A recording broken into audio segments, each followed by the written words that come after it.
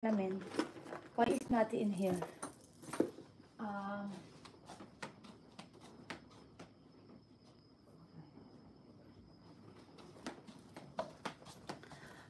Saudi pa. Ingat ka dyan, kuya. Thank you so much. Ayan. Broken, ano ka pala? Broken heart or broken time? Ayusin mo yan. Broken heart ba o ano, both? Broken heart kasi malayo kay Mrs., no? Ayan, malayo kay Mrs. si kuya. Ayan, broken hearted siya. Siyempre, pag ganyang malayo sa Mrs., ano yan eh, tawag dito. Naglaba yung asawa ko mga kapitbahay kahapon, so ipuput away ko yung mga gamit.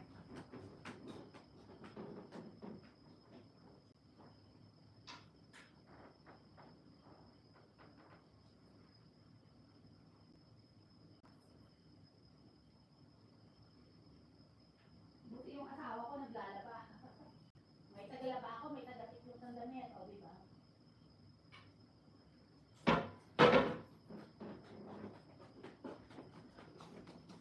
Buti na lang yung asawa ko. Ayan. Yes po, host. Naghahanap lang po ng tulog.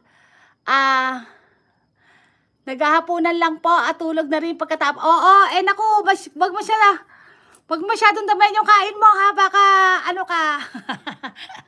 Ano ba dito? Baka, ano ka sabi pag marami daw nakakain ano daw, posible daw mabangungot. Kaya wag masyado madaming kainin mo ha. At saka, heartbroken, saka heart schedule, broken schedule.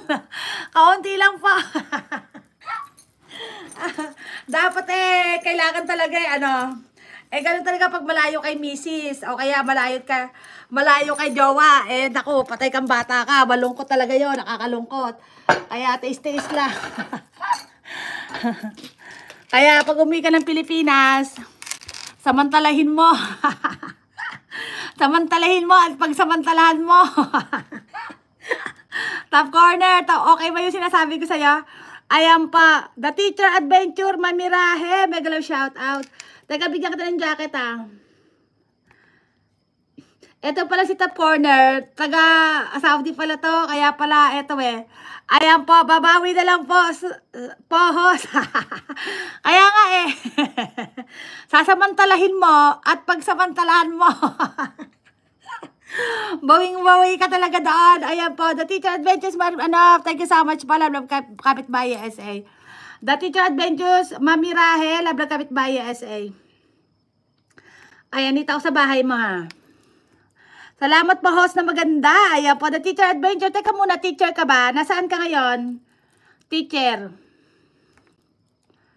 Teka muna, ito sa The Teacher Adventure. The Teacher Adventurer, may Mamirahe. Teka muna, nasaan ka? Ayan. Siya nag-adventure. Ayan. Andito ako sa iyo ha. Sa Laguna mo. Watching your videos. Ayan po. Ayan, thank you so much mga kapitbahay. At ako po hindi na makapaglinis dahil ako yumayaw-yaw dito. Nasisira na naman ang aking schedule. Sa pagayaw. Alam nyo mga kapitbahay, binigyan kita ng jacket, adventure. Pag ako nagla-live, UAE, ayan po, Abu Dhabi, UAE with family. Okay, that's awesome. The Teacher Adventurous, nasa, siya, family siya, ayan. Nasa ibang bansa siya, pero yung family niya nandoon. That's good. It's nice to be you. Kasi karamihan sa mga nag-OFW, malayo sa family At least ikaw, with your family. So, your blessing and also, that's good for you and your family. Ayan po, hindi lahat nabibiyayaan ng blessing ng ganyan, di ba? Kagaya ni Kuya, Tops Corner. Siya, heartbroken. Heartbroken, hindi, broken heart. Broken heart at saka broken schedule yung kanya. Kasi si Mrs. nasa Pilas, medyo malayo sa kanya, kaya sabi ko sa kanya, babawi na lang siya at samantalahin niya pag nasa Pilipinas niya samantalahin niya pag nandun na siya sa Pilipinas at pagsamantalahin niya rin ng todo-todo. Joke lang niya mga kapit